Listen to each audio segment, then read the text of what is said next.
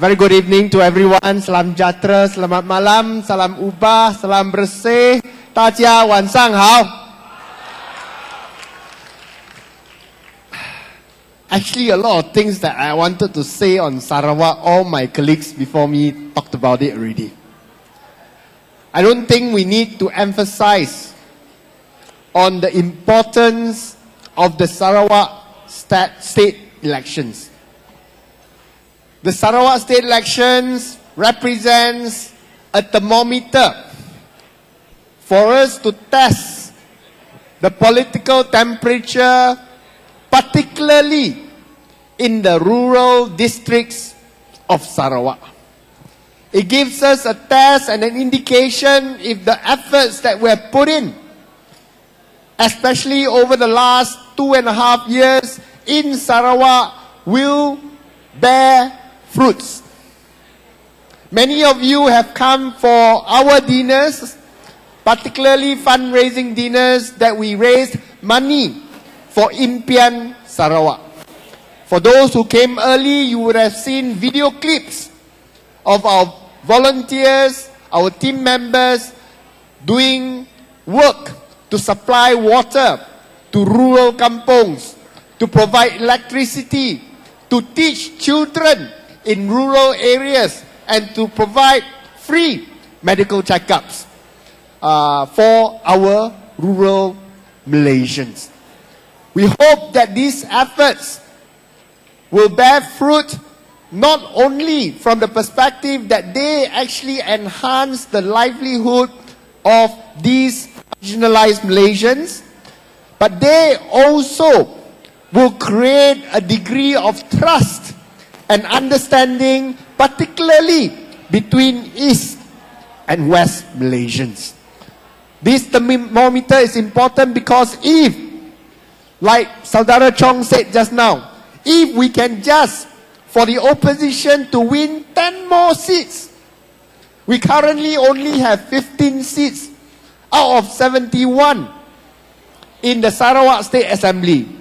If we can just win 10 more seats, total of 25 out of the new 82 number of state seats, just 25, it will be earth-shattering for Barisan Nasional because it will indicate that we are doing the right things, and if we continue to push in the same direction, the big, gigantic monster that is Barisan Nasional that we know today will surely tumble in the next general elections. So I'm very grateful that all of you have come to attend and support our dinner tonight. It was held in a very short notice. We had only about 9 days or less to sell the dinner. The reason being, we wanted to do it next week, but the Sarawak State Assembly seats, so we decided to bring it forward and go ahead with the dinner anyway, and we are very happy that on this floor, we can see that every table has been taken up. This is very, very encouraging for us, and I know it is also taxing on you. Okay, there's no question that it is not taxing on you. Many of you have come dinner after dinner to support us. I'm sometimes worried, the next time you see Tony Po on the street, quickly you turn around, he's asking for money again. Every time you see Tony Po, I want money from you. But let me assure you that the money, not a single cent of it, goes into my own pocket. It doesn't go into my personal bank account. Let me even assure you, my own expenses, whenever I traveled to Sarawak before I was banned, whatever expenses incurred in my activities to raise funds, to travel to Sarawak, to travel to Sabah, that also doesn't come from your money, because I believe that I need to contribute my part as well to bring change to Sarawak. So that comes from me myself. And it seems that over the last 2 years, I may have done too much. Because just 2 months ago, I landed in Miri. I landed in Miri to go on a trip to visit many of our projects in Sarawak. In Miri, we started an impian house in a squatter area.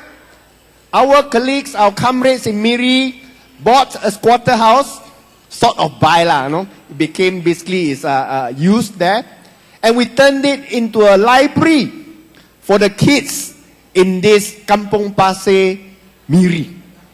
Hundreds of kids came. I managed to go in. My passport was chopped. No, I got the slip that allowed me in. I managed to pay a visit to impian house. Then suddenly my colleague, the Adun for Piasau, Saudara Alan Ling, received a call from the immigration. They asked him, "Is Tony Phua with you?" Then my colleague asked, "Why are you looking for Tony Phua?" We let him in by mistake. So my colleague tried to buy time, stall for time, hoping that if by the time I go into the interiors, they cannot find me anymore. So they say, "I don't know where he is. I picked him up just now, I dropped him off. I don't know where he went already." So never mind, he took me, got me to the hotel, checked in. Then after that, took me for lunch. These immigration officers went round the whole of town of Miri looking for me, The head of immigration department in Miri himself was looking for me. And finally they found me finishing my lunch in one of the local restaurants. So he came up to me, "Sorry Tuan, I'm just doing my job." And he was. And I have to escort you out of Sarawak. So I asked, "How come just now can come in, now I have to go out?" Computer glitch. I don't know who supplied the computer system. Can have computer glitch like that one. So those doing computer business here, you can go and sell them a new system. Computer glitch. So no choice, I was escorted out of Sarawak. But what were the projects that we were doing during my trip to Sarawak then? I was supposed to go into this town, this kampung called Long Luping. In Long Luping, it is Orang Ulu kampung, about 3 hours journey from Lawas. Lawas is a town you can get to by using one of those propeller aeroplanes that seats about 9 people, only 9 to 12 people, and you can literally open the door of the plane and fall out, that sort of plane. You get there to Lawas, and then after that you have to take a logging route about 3 hours into Long Luping. Now in Long Luping, there's a fairly nice school, 4 stories high, quite big compound, beautiful school. I don't know how many tens of millions they used to build that school, but it's only for 100 students. Actually, for 100 students, you just need 6 classrooms. 1 year, 1 classroom. 1 year, 1 classroom, 6 years, 6 classrooms. But they have a fantastically big building. What's wrong with the building? The building is beautiful. It has been there for 10 years. There is no water to the school. No water to a school. I do not know how the project got commissioned, but they have no water. The parents have been asking for water. The kampung has been asking for water. Water never came. And when the kids go to the toilets in the school, there's an auntie there who will stand there. 1, 2, 3, 4, 5. After you finish your peeing and business, she will go in and flush to save water. And they wash their hands, they open the tap, there's no, what do you call it, no pipe to collect the water. It goes straight down into a pail underneath so that the pail of water can be recycled to flush the toilet. They have gone to the ministry, asked again and again. So about 3 years ago, they gave a budget of 200,000 ringgit to actually build a pipe to water source about 8 kilometers away. It's quite a long way, 8 kilometers away from the water source to bring water to the school. The contractor came, used up the money, connected 2 kilometers of pipe, and then disappeared. No water again. So when we went there, the village people told us their plight. They said perhaps the 2 to 4 kilometers that the previous contractors used can be reused. We went to inspect.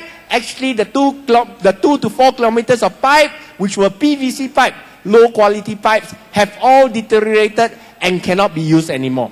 But thanks to the generosity of many Malaysians, okay, we were able to connect the 8 kilometers pipe, and water came gushing down to the school. So much water came gushing down to the school that the kampong could share the water from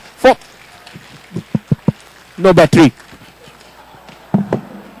The kampong could share the water that arrived from the school. So not only we supplied the water to the school, to the much needed by the students, there was so much water, the villagers now got a new supply of water for their villages. Then we were supposed to go to another village, Kampong Empani, in the south, in Serian. That was in Lawas. I was supposed to go right down to Kampong Empani. Now, Kampong Empani was interesting because they already have a pipe. They already have pipe built by Ministry of Health many, many years ago. The unfortunate thing is the source where the pipe went to has dried up. No more water. They have pipes to their house, but they don't have water coming out of the pipes.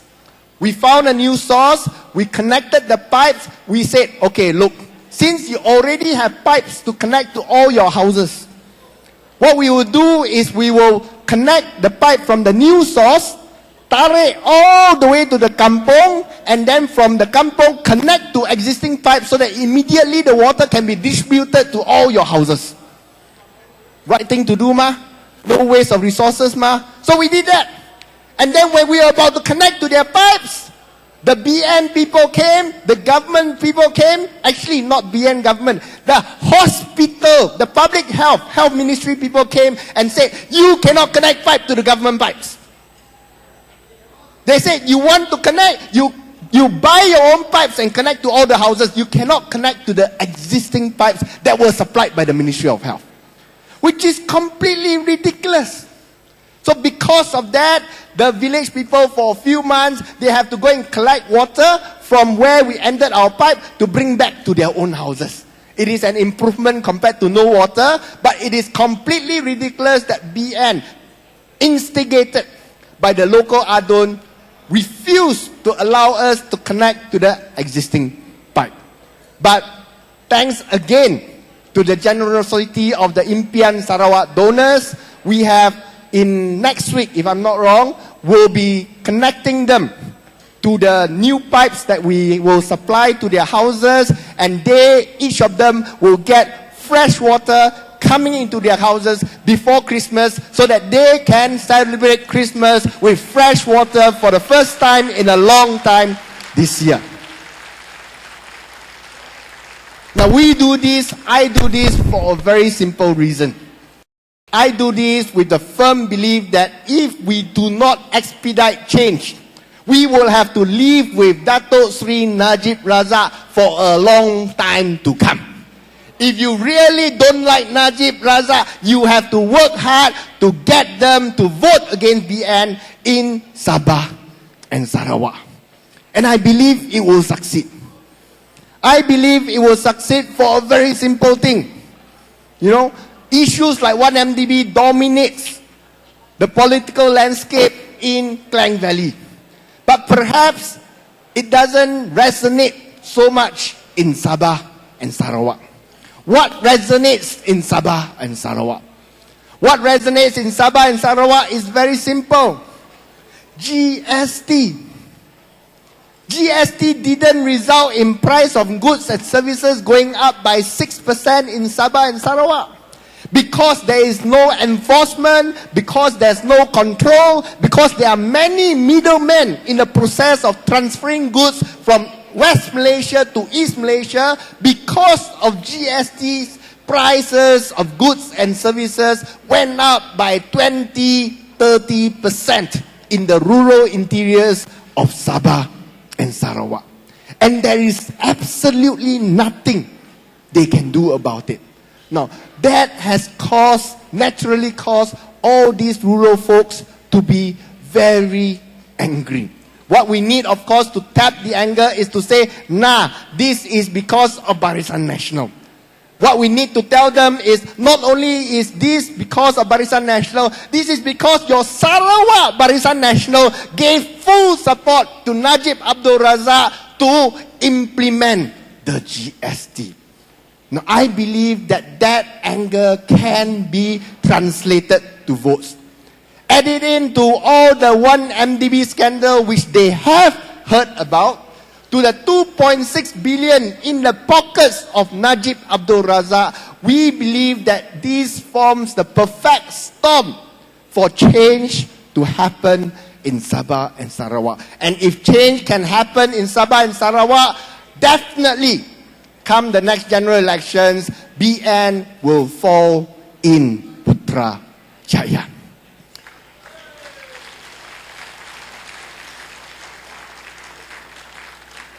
All the issues of GST, come the next general elections, cannot be reversed. There is no room left for the Najib administration to give goodies in the next general elections. Last elections, he got 2.6 billion donation. I don't think he used all of it, but he got a lot of money to buy votes in 2013. So even though the rakyat was angry, the power of money coming from Barisan Nasional was overwhelming. The good news is, because of the scandals over 1MDB, because of the 2.6 billion donation, so-called donation, which has been exposed, I believe that there is no more such excessive slush fund that will be created for the next general elections. So they cannot buy votes the way they did in the last general elections. Why is that so? Because 1MDB problem will not be resolved anytime soon. It will drag for years to come. Now, Arokanda, Najib, 1MDB all said that, we are solving the 1MDB problem.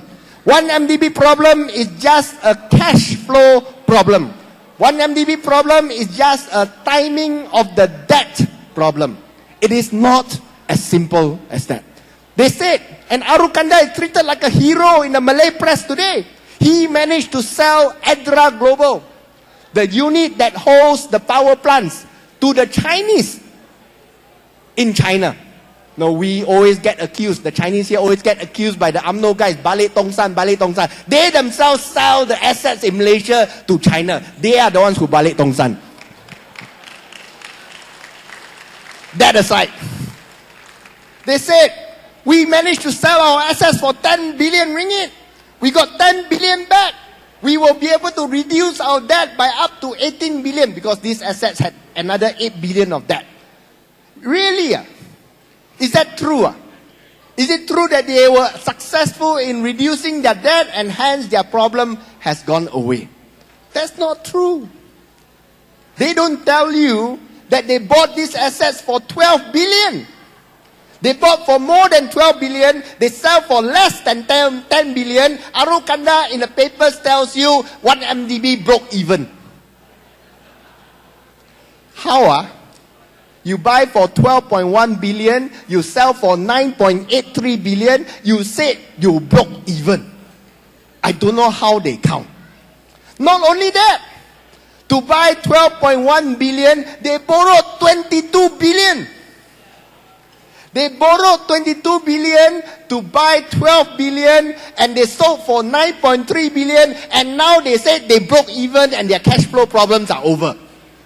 How?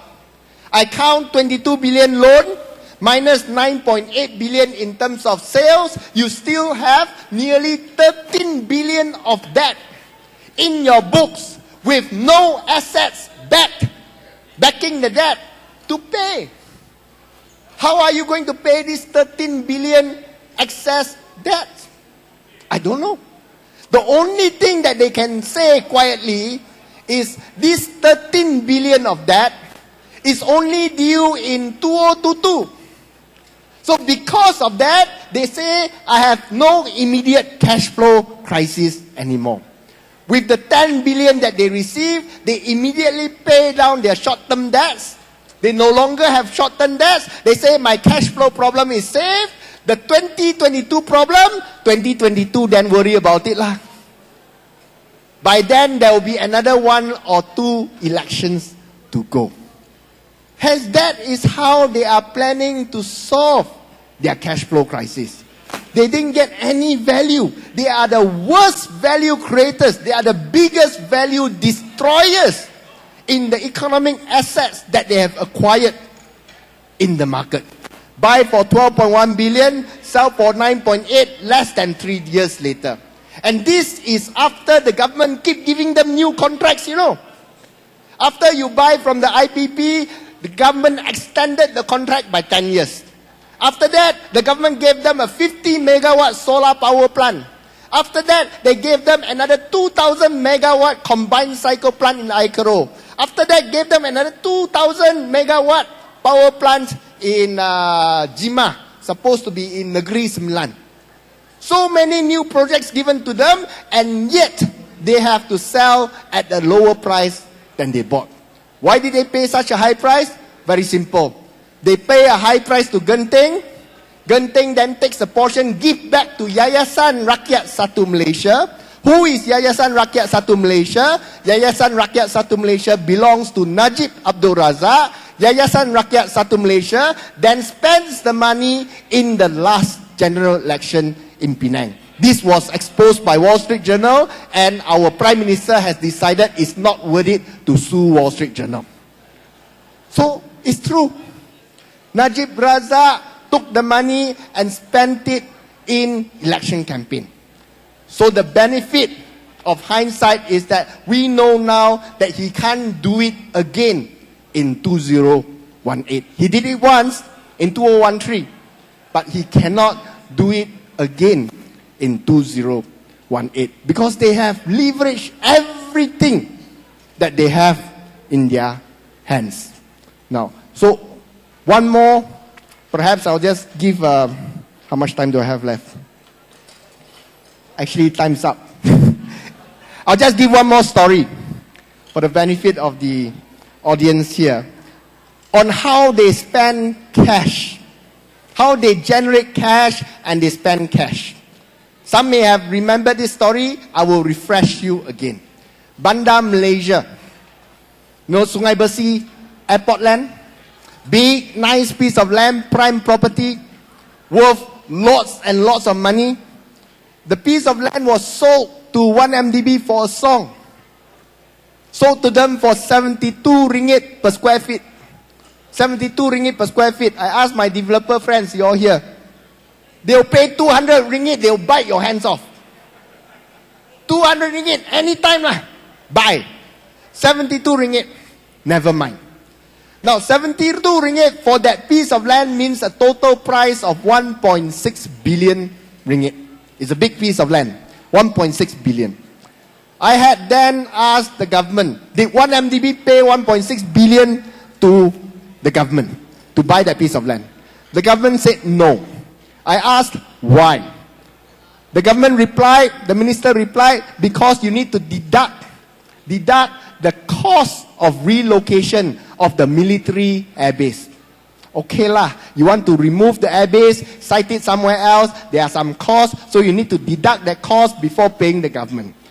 Okay, acceptable. So how much was the cost of moving the military airbase? 1 MDB supposed to pay 1.6 billion for the piece of land. The cost of moving the airbase is 2.7 billion.